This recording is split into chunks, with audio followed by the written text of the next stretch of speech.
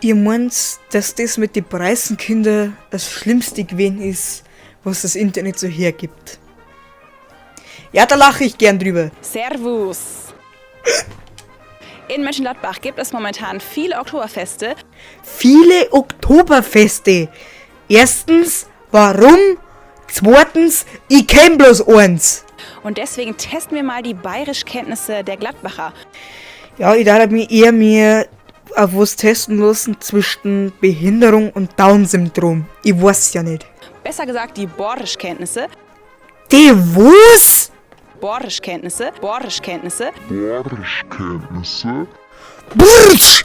Alter, das Video dauert jetzt ganze 6 Sekunden. Ich werd schon mindestens schon den verweckten 50. Schlaganfall. Und ich denke mir wirklich des Öfteren, warum ich noch lebe deswegen.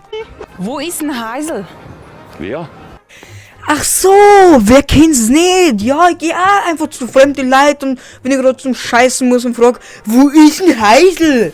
Entschuldigung, Heisel? Heisel? Heisel, wo? Wirklich echt, da fragst du himmelweit. Butzwall. Butzwall! Alter, ich hab mir jetzt die Stelle 400 Mal angeschaut. Und beim 401. Mal kann man dann vielleicht eingefallen sein, dass das Wort Butzwall dann vielleicht doch Putzweib, also Putzweib heißen soll.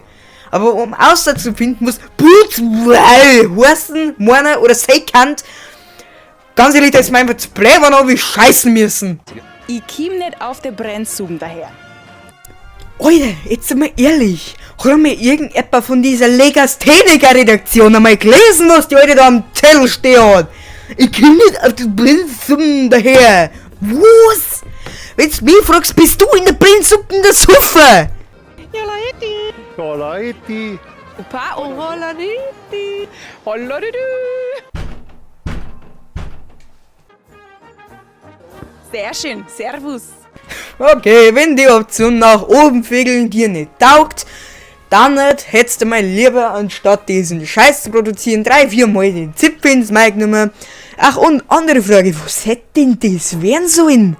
Eine Bewerbung für als Moderatorin. Wo möchtest denn du bewerben? Am gar ein Volksfest als Klofrau. Wirklich. Andere Frage, hat einmal jemand den Zettel gelesen, was die da am Zettel stehen hat? Wirklich, das ist ja wirklich anders fragwürdig, warum? Da schalt's das Hirn aus. Da fällt dir nichts mehr ein. Da schalt's das Hirn aus. Klopf an, klopf an, klopf an, klopf an, klopf an.